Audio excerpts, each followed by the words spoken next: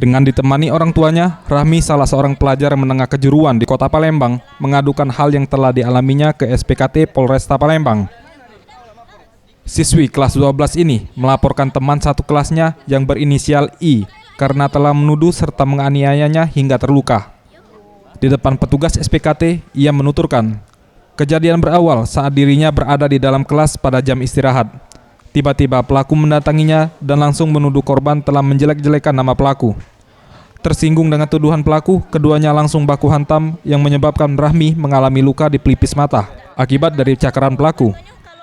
Melihat kegaduhan tersebut, salah seorang temannya ikut melerai perkelahian tersebut.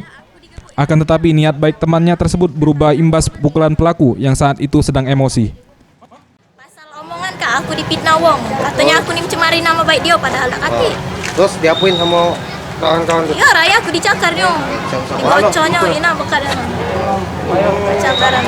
Dia katanya sempat diancam pihak sekolah juga kalau ngelapor polisi tidak dapat nomor ujian. Tidak, katanya cak ini kalau emang masih nak ngelanjut bebala, katanya nomor ujian kami tidak dikeluarkan cak itu. Oh, diancam cak itu ya.